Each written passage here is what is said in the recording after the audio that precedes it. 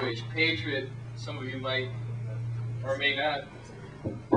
Okay, so I better be familiar with it. But we did an article on fully informed jury amendment. In fact, we have this, you can't see it real well from here, but it's got a picture of Bush and Rehnquist with Miss Justice chained to the table, and Bush is getting ready to have his way with her, saying, "I've been waiting to do this for years."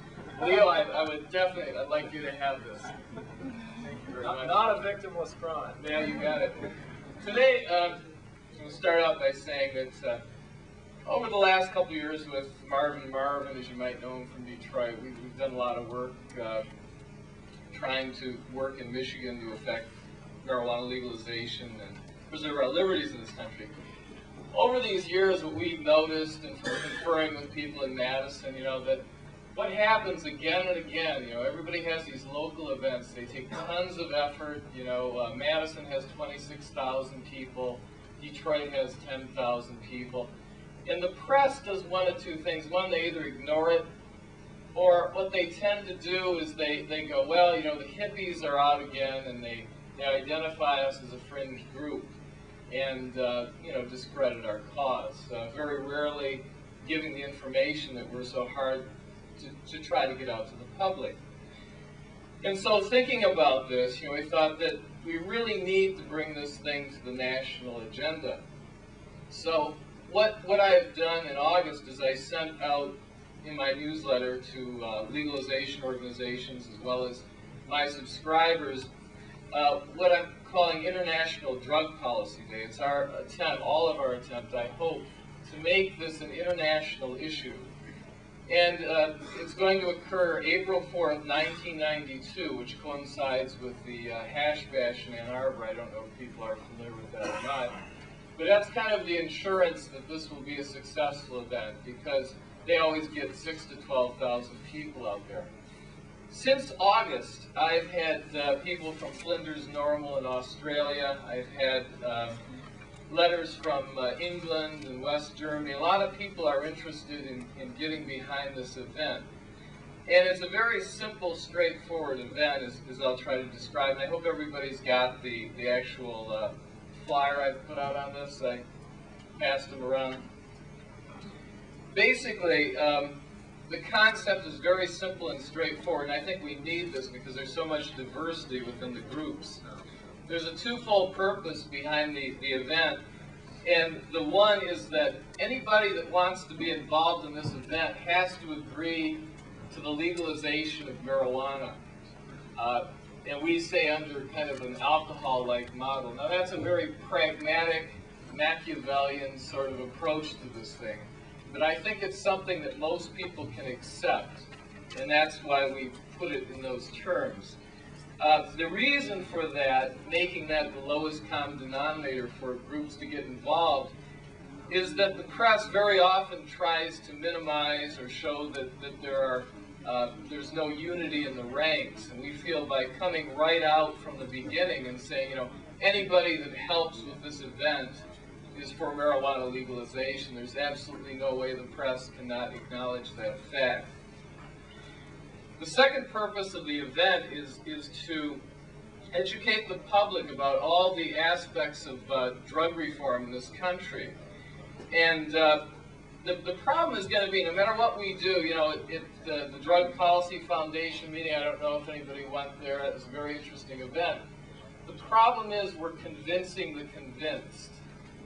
And you might say, write your legislators, well, that's a good thing, and we need to continue doing that. But I'll tell you right now, until the public is convinced that the drug war is a bad thing, the legislatures will not touch this issue with a 10-foot pole.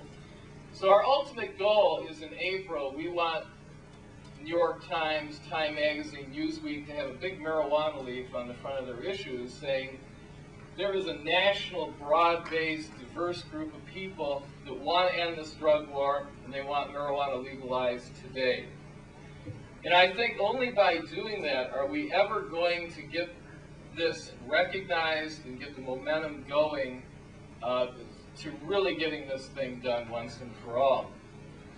Some of the topics that we'll cover, they could be covered, and they're just examples. Anything that your local groups feel comfortable with, we'd like to see them do. And what I should mention is the concept of this event is going to be very much like Earth Day. We're urging local groups, we don't care if you're norml or Drug Policy Foundation, Cato Institute, libertarian groups, it doesn't matter. Anything that you can do, from getting a small hall in a college and showing Hemp for Victory or having some lectures, having a benefit, anything you can do to identify with this event will be very helpful. The structure of the event is the second topic that I'd like to discuss. To raise consciousness for this event and the whole marijuana legalization movement between now and April 4th, is we're urging people, as many other groups have, to put these on your car antennas or wear them conspicuously around your wrist or something, because in Michigan, I don't know if they did this elsewhere, but MAD, Mothers Against Drunk Driving, they put red ribbons on their aerials, you know, and for weeks I said, what the hell are these things? And I'll guarantee you, today everybody in Michigan, when they see a red ribbon, they know that that is for MAD. And what we want is everybody in America by April, hopefully before April, they have these ribbons on their car antennas and around their wrist conspicuously, so people ask, what's this for? And you tell them, this is because we're tired of the drug war, and for starters, we want marijuana legalized as soon as possible. It's something simple, it's kind of Jungian in the sense that it's a symbol. People relate to symbols. Symbols are very important, and it's very simple, and it looks a lot like marijuana too. So I think it's got a lot of appeal to it. So that's the consciousness raising aspect of it. What we're asking groups to do, and you know, it's whatever you can do, is that the week prior to April 4th, that you try to get something going locally, as small as it can be. It could be showing Hemp for Victory, it could be a teach-in, it could be a benefit with bands. It could certainly involve voter registration. I think that voter registration was very important during civil rights, and it's just as important today that we get that out. So during that week, we're asking, for people to raise consciousness, and then hopefully, as much as we can do, we don't have DEA budgets here. We don't have $11 billion, or else we could win this thing in a week. But as much as you can do, if you can have local or possibly regional events on that Saturday, April 4th.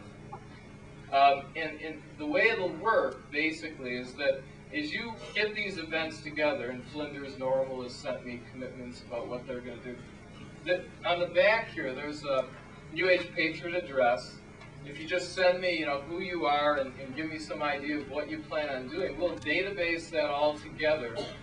In about a month before the event, we'll send a comprehensive list back to everybody.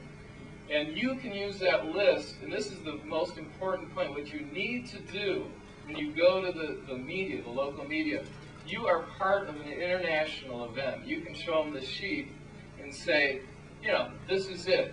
This is all these people that are involved in this thing. Everybody from Milton Friedman, you can read the whole diverse, Milton Friedman to the Green Panthers. I guess that might simplify the spectrum a little bit. At any rate, that's the most important thing, because the local press needs to look at it, as well as the national press, as an international event. I think that's very key. And so that's that aspect. Now let me give you a sketch of how I see this coming together. Now the first step we've kind of done in August, I sent all these communications out, and we've gotten some back.